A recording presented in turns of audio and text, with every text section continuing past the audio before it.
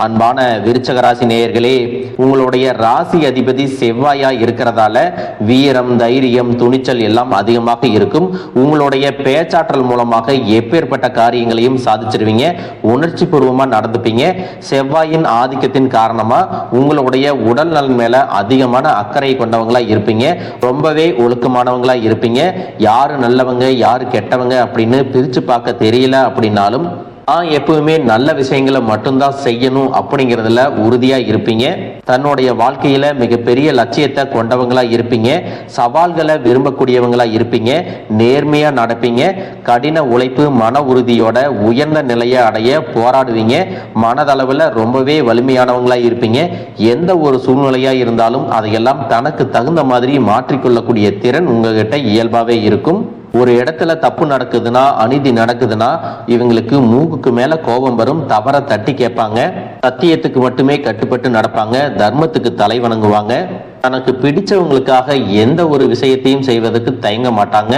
காதல்ல பாத்தீங்கன்னா உறுதியா இருப்பாங்க. குடும்பத்து மேல ரொம்பவே பாசம் கொண்டவங்களா இருப்பாங்க. தனக்கு பிடிச்சவங்கள்ட்டையும் நண்பர்கள்கிட்டையும் அதிகமான அக்கறையும் உரிமையும் எடுத்துப்பாங்க. தன்னுடைய தேவைகளுக்காக எப்பவுமே மற்றவங்களை பயன்படுத்திக்க மாட்டாங்க. இரக்க குணம் கொண்டவங்களா இருப்பாங்க. இப்படி சிறப்பான குணங்கள் இருக்கக்கூடிய விருச்சக ராசி நேயர்களுக்கு இனி வரக்கூடிய காலங்கள்ல பாத்தீங்கன்னா, நீண்ட நாளாக நீங்க கனவு கண்டிருந்த வாழ்க்கை உங்களுக்கு பலிக்க போகுது. குடும்பத்துல இருந்த சின்ன சின்ன பிரச்சனைகள் எல்லாமே தீரும்.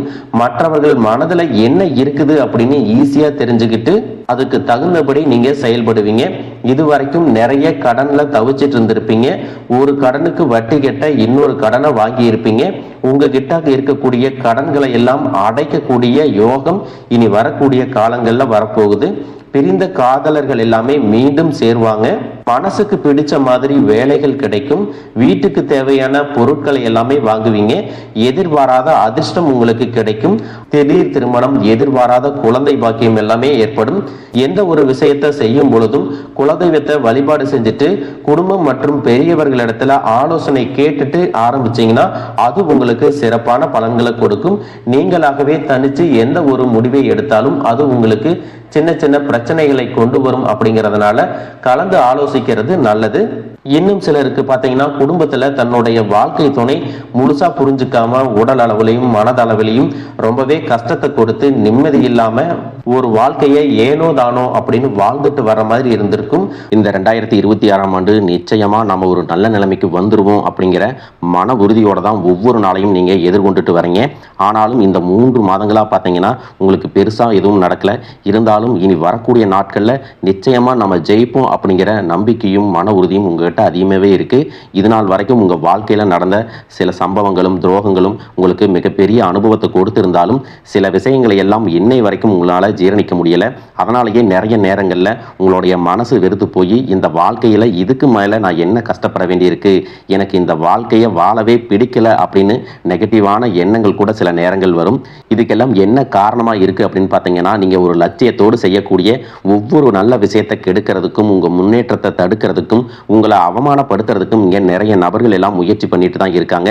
ஆனாலும் அவங்களுடைய திட்டங்களையும் சதிகளையும் சூழ்ச்சிகளை எல்லாம் தாண்டி இப்போ வரைக்கும் நீங்க ஓரளவுக்கு நல்லா இருக்கீங்க அப்படின்னா உங்ககிட்ட இருக்கக்கூடிய நல்ல எண்ணங்களும் கடவுள் பக்தியும் இதுவரைக்கும் நீங்க செஞ்ச தர்ம காரியங்களும் தான் உங்களை காப்பாத்திட்டு இருக்கு. இதுக்கு முன்னாடி நல்ல நண்பர்களாக இருந்திருப்பாங்க, உறவுகளாக இருந்திருப்பாங்க. அவங்களுக்கே அவங்களுடைய சுயநலத்துக்காக சில துரோகங்களை எல்லாம் செஞ்சு உங்க வாழ்க்கையை கெடுக்கணும் அப்படின்னு நினைக்கும் போது யார் நல்லவங்க யார் கெட்டவங்க, இவங்க எந்த அளவுக்கு பொறாமையோடவும் வன்மத்தோடவும் இருந்திருக்கிறாங்க அப்படிங்கிறத ஓரளவுக்கு இப்போ புரிஞ்சிருப்பீங்க. இது எல்லாமே தெரிஞ்சும் கூட நீங்க என்னமோ பண்ணுங்க, மனசாட்சிக்கு விரோதமா தப்பு செய்யறவங்களுக்கு அந்த கடவுள் நிச்சயமா உங்களுக்கு ஒரு தண்டனையை கொடுப்பார் அப்படின்னு தான் கடவுள்கிட்ட உங்க வேண்டுதலை வச்சுட்டு கடந்து போயிட்டு இருக்கீங்க.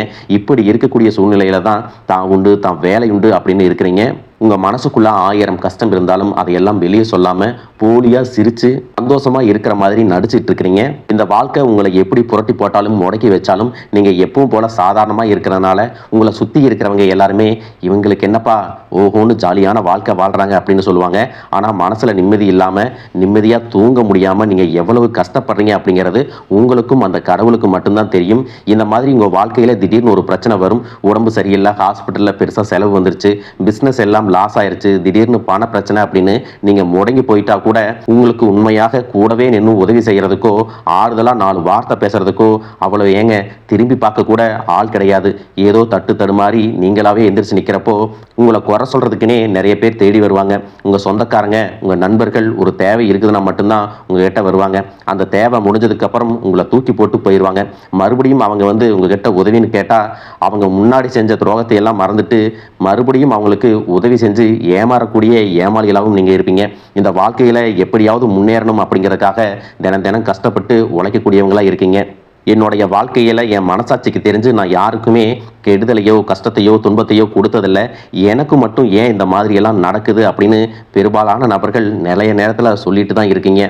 உங்களை பொறுத்த வரைக்கும் ஒரு பிரச்சனை வரும், அது கொஞ்ச நாள் இருக்கும், அதுக்கப்புறம் அந்த பிரச்சனை போயிடும். இந்த மாதிரி பிரச்சனை வரும் போகும் அப்படிங்கிற நிலைமையில தான் நிறைய பேர் இருக்கீங்க.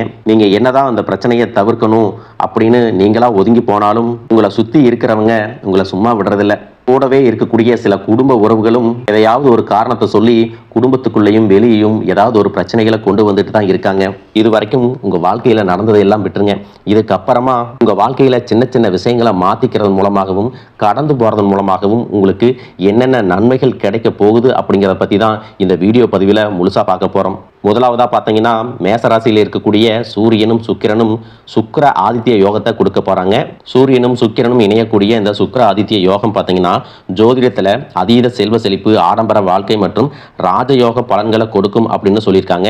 இந்த யோகத்தின் காரணமாக உங்களுக்கு பணவரவு, கலைத்துறையில வெற்றி, திருமண வாழ்க்கை மகிழ்ச்சி மற்றும் திடீர் யோகங்கள் எல்லாமே கிடைக்க போகுது. எதிர்பாராத பணவரவு, செல்வ செழிப்பு மற்றும் ஆடம்பரமான வாழ்க்கை உங்களுக்கு அமையும். சினிமா, டெக்ஸ்டைல்ஸ் மற்றும் ஆபரணங்கள் சார்ந்த தொழில்களில் இருக்கிறவங்களுக்கு அபரிமிதமான லாபம் கிடைக்க போகுது. சூரியனின் சேர்க்கையால் சமூகத்தில் செல்வாக்கு, பெயர், புகழ் மற்றும் ஆளுமை திறன் உங்களுக்கு அதிகரிக்கும். அடுத்ததாக பார்த்தீங்கன்னா கடகராசியில் உச்சம் அடையக்கூடிய குருவால உங்களுடைய தன்னம்பிக்கை உயரப்போகுது. குடும்பத்தில் மகிழ்ச்சி கூடும். நீண்ட நாள் உடல் ஆரோக்கியம் இல்லாமல் இருந்தீங்கன்னா மீண்டும் உங்கள் உடல்நிலை சரியாகும். புதிய சொத்துக்கள் மற்றும் வாகனங்கள், செல்வம் சேர்க்கை இது எல்லாம் ஏற்படும். ஜூன் மாதத்தில் நடக்கக்கூடிய குரு பெயர்ச்சி கடகராசியில் உச்சம் அடைஞ்சு திருமண முயற்சிகளை வெற்றி கொடுப்பாரு. குடும்பத்தில் இருந்து வந்த பிரச்சனைகளை எல்லாம் தீர்த்து மகிழ்ச்சியான சூழல் உருவாகும். புதிதாக வேலை தேடிட்டு இருக்கிறவங்களுக்கு வேலை கிடைக்கும். வேலையில் இருக்கிறவங்களுக்கு பதவி உயர்வு, இடமாற்றம் மற்றும் புதிய பொறுப்புகள் எல்லாமே கிடைக்கும். மாணவர்களுக்கு கல்வி சிறக்கும். வெளிநாடு செல்வதற்கான வாய்ப்புகள் உருவாகும். நீண்ட நாட்களாக இருந்த நோய் உங்களுக்கு நீங்கும். மன அமைதியும் நேர்மறையான ஆற்றலும் அதிகரிக்கும்.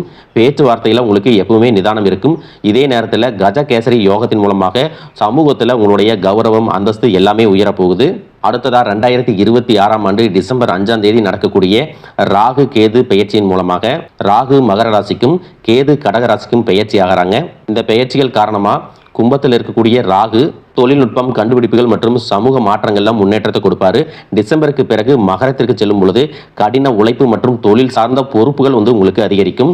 கேதுவின் தாக்கம் எப்படி இருக்கும் அப்படின்னு பார்த்தீங்கன்னா உங்களுடைய தனிப்பட்ட அடையாளம் மற்றும் அகங்காரத்தை குறைச்சு சிறப்பான முன்னேற்றத்தை கொடுக்க போறாங்க. குடும்ப உறவுகள் மற்றும் உணர்ச்சிகள்ல அதிக கவனம் செலுத்த வேண்டியதாக இருக்கும். உங்களுடைய திறமைக்கு அங்கீகாரமும் கடின உழைப்புக்கு ஏற்ற வெற்றியும் கிடைக்க போகுது. மேலும் உங்களுக்கு சிறப்பான பலன்கள் எல்லாம் கிடைக்கணும் அப்படின்னா ராகு கேது பாதிப்புகளை குறைக்கிறதுக்கு காளஹஸ்தி போன்ற ஸ்தலங்களுக்கு சென்று வழிபட்டீங்க அப்படின்னா மன நிம்மதியும் புதிய தெம்பும் கிடைக்கும். அடுத்ததா சனி பகவானை பொறுத்த வரைக்கும் எப்பவுமே கடின உழைப்புக்கு நல்ல பலன்களை கொடுக்கக்கூடியவர். உழைப்புக்கேற்ற உயர்வு, நிதானமான முன்னேற்றம் இருக்கும். இது வரைக்கும் கடன் பிரச்சனைகள்ல இருக்கிறீங்க, நீதிமன்றத்தில் வழக்குகள் இருக்கு அப்படின்னா அதுவெல்லாம் உங்களுக்கு முடிவுக்கு வரும். மேலும் ஏழை எளியவர்களுக்கு உதவுறது, சனிக்கிழமைகளில் குலதெய்வ வழிபாடு மற்றும் ஆஞ்சநேயர் வழிபாடு செய்வதன் மூலமாக சனி பகவானுடைய தாக்கத்தை குறைச்சு உங்களுக்கு சிறப்பான பலன்களை கொடுக்கும் அப்படிங்கிறத நீங்க ஞாபகம் வச்சுக்கணும். இது வரைக்கும் உங்கள் லட்சியத்துக்காகவும் குடும்பத்துக்காகவும் கஷ்டப்பட்டு உழைச்சு உங்களுடைய உடல் நலனை நீங்க கவனிக்காம விட்டுருந்திருப்பீங்க. இப்ப வரைக்கும் சிலருக்கு அது வெளியில தெரியல அப்படின்னாலும் சின்ன சின்ன பிரச்சனைகள் மூலமாக உங்களுக்கு தொந்தரவு கொடுத்துட்டு வந்திருக்கும். அந்த உடல் சார்ந்த பிரச்சனைகள் முழுவதும் குணமாகணும் அப்படின்னா அதற்கு தகுந்த சிகிச்சை முறைகளை எடுத்துக்கிறது மட்டுமல்லாம உங்களுடைய உடல் நலனையும் நீங்க பாதுகாக்கணும். உங்ககிட்ட நிறைய ஆற்றல் இருக்கு, திட்டங்கள் இருக்கு, கடின உழைப்பு எல்லாமே இருக்கு. ஆனா உடல் ஆரோக்கியம் இல்லாம போச்சு அப்படின்னா உங்களால எதையுமே சாதிக்க முடியாது. இதற்கு பிறகாவது உங்களுடைய உடல் ஆரோக்கியத்தில் நீங்க கூடுதலான கவனம் செலுத்தினீங்க அப்படின்னா நீங்க செய்யக்கூடிய எல்லா காரியத்திலையும் உங்களுக்கு வெற்றி கிடைக்கும். எதிரிகளை எல்லாம் ஜெயிச்சு வருவீங்க. சிலர் பார்த்தீங்கன்னா நல்ல வேலை கிடைக்காம வீட்லையும் சரி சமுதாயத்திலும் சரி நிறைய பேருடைய கிண்டலுக்கும் கேலிக்கும் ஆளாகி இருப்பீங்க. இன்னும் சிலர் குடும்ப கஷ்டத்துக்காக பிடிக்காத ஒரு வேலைக்கு போயிட்டு இருந்திருப்பீங்க. இதற்கு பிறகு உங்களுடைய தன்னம்பிக்கை அதிகரிக்கும். புதிய புதிய தொழில்நுட்பங்களை கத்துக்கிட்டு நல்லதொரு வேலையில சேர போறீங்க. அரசியல்வாதிகளை பொறுத்த வரைக்கும் புதிய பொறுப்புகள், புதிய பதவிகள் எல்லாமே தானாக கிடைக்க போகுது. நம்மளுடைய குடும்ப உறவுகள், நம்முடைய நண்பர்கள் அப்படின்னு சொல்லிட்டு சிலருக்கு பெரிய ஒரு தொகையை கடனா கொடுத்துட்டு அதை திரும்ப வாங்க முடியாம, கேட்க முடியாம ஒரு விதமான மன அழுத்தத்துக்குள்ளா இருப்பீங்க. அதனாலேயே உங்களுடைய உறவு கெட்டிருக்கும். அந்த பணம் உங்களுக்கு திரும்ப கிடைக்காது அப்படின்னு நீங்க முடிவே செஞ்சிருப்பீங்க. உங்ககிட்ட பணம் வாங்கினவங்க அவங்களுடைய தவறை புரிஞ்சுக்கிட்டு மனசாட்சியோட உங்களுக்கு அந்த பணத்தை திருப்பி கொடுப்பாங்க. குடும்பத்தில் இருக்கக்கூடிய நெருக்கடிகள் விலகும், செல்வாக்கு அந்தஸ்து உயரும், கடவுள் நம்பிக்கை அதிகமாகும், பெரியவர்களுடைய உதவி உங்களுக்கு கிடைக்கும், உறவில் இருந்த சண்டை சச்சரவுகள் முழுவதுமாக விலகும், புதிய நண்பர்களும் உங்களுக்கு உதவி செய்வாங்க, தொழிலில் ஏற்பட்ட நெருக்கடிகள் விலகும், பொருளாதார ரீதியாக நலிவடைந்த நிறுவனங்கள் முன்னேறவும் போறாங்க. மேலும் மேலும் எதிர்பார்த்த லாபமானது உங்களுக்கு வியாபாரத்தில் கிடைக்க போகுது. புதிதாக தொழில் தொடங்கணும் அப்படின்னு நினைக்கிறவங்க இந்த காலகட்டத்தில் நீங்க தொழில் தொடங்கலாம். இது வரைக்கும் உங்க குடும்ப உறவுகளுக்கு நீங்க பெருசா முக்கியத்துவம் கொடுத்துட்டு இருக்க மாட்டீங்க. எத்தனையோ கஷ்டமான சூழ்நிலைகள்ல உங்களோடு எல்லாவற்றையும் சகித்து கொண்டிருந்த குடும்ப உறவு சகிப்புத்தன்மையை இழந்து கடமைக்கு ஏதோ ஒரு வாழ்க்கையை வாழ்ந்துட்டு இருக்கிற மாதிரியான சூழ்நிலையில இருந்திருப்பாங்க. என்னதான் நீங்க குடும்ப உறவுகளை பத்திரமா பாத்துக்கிறேன், எல்லாத்தையும் பூர்த்தி செஞ்சு கொடுக்கறேன் அப்படின்னு சொன்னாலும் குடும்ப உறவுகள் கிட்ட நீங்க மனம் விட்டு பேசணும். 20 வயசுல இருந்தாலும் சரி, 70 வயசுல இருந்தாலும் சரி, குடும்பத்துல இருக்கிறவங்களுடைய மனநிலையை நீங்க எல்லா கட்டத்திலையும் புரிஞ்சுக்கணும். அவங்களுடைய வார்த்தைகளுக்கு மதிப்பு கொடுத்து சில விஷயங்களை திருத்திக்கிட்டும் சில விஷயங்களை மாத்திக்கிட்டும் நீங்க இருந்தீங்க அப்படின்னா உறவுகள் உங்களை தலையில தூக்கி வச்சு கொண்டாடுவாங்க. உங்களை பொறுத்த வரைக்கும் குடும்பத்துல நிம்மதி முழுசா கிடைக்கணும் அப்படின்னா சில இடங்கள்ல விட்டு கொடுத்து போறதுதான் நல்லது அப்படிங்கிறத ஞாபகம் வச்சுக்கோங்க. இதையெல்லாம் சரியா செய்யாத காரணத்தினாலதான் நிறைய பேருடைய குடும்பத்துல கணவன் மனைவியா இருப்பாங்க, வெளியே போவாங்க வருவாங்க, ஆனா உண்மையான அந்யோன்யம் இருக்காது, சரியா பேசிக்க கூட மாட்டாங்க, சமுதாயத்துக்காக போலியான ஒரு வாழ்க்கையை வாழ்ந்துட்டு இருக்கிற மாதிரி இருக்கும். இதற்கு பிறகு உங்க வாழ்க்கையிலும் இதுவெல்லாம் நடக்கக்கூடாது அப்படின்னா மனம் விட்டு பேசி உங்க கூட அதிகமான நேரத்தை செலவிடணும். உங்க மேல அவங்களுக்கு நம்பிக்கை வர்ற மாதிரி நடந்துக்கணும்.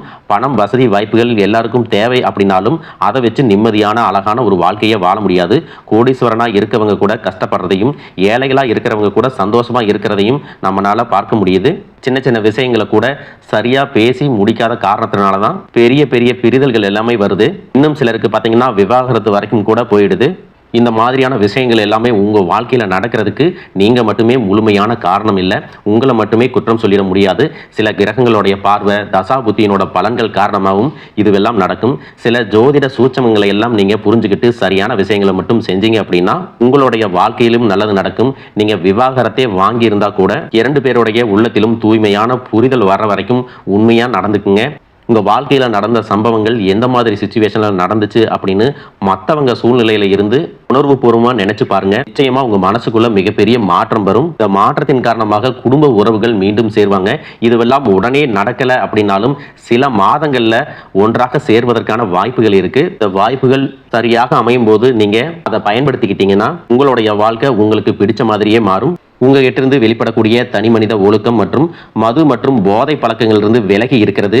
ஆரோக்கியமான உணவு பழக்க வழக்கங்கள் காரணமா பல நாட்களாக விலகி இருந்த உறவுகள் மீண்டும் உங்களோடு வந்து சேர போறாங்க. புதிய நட்பும் நண்பர்களுடைய தொடர்பும் உங்களுக்கு ஏற்படும். இதுவரைக்கும் வாழ்ந்த வாழ்க்கையை விட வித்தியாசமான புதியதொரு வாழ்க்கையை இனி வாழ போறீங்க. உங்களுடைய நல்ல எண்ணங்களுக்கு எப்பவுமே உங்களுக்கு நல்லதே தான் நடக்கும். நம்பிக்கையோட ஒவ்வொரு அடியும் எடுத்து வைங்க. வாழ்க வளமுடன், வாழ்க பல்லாண்டு.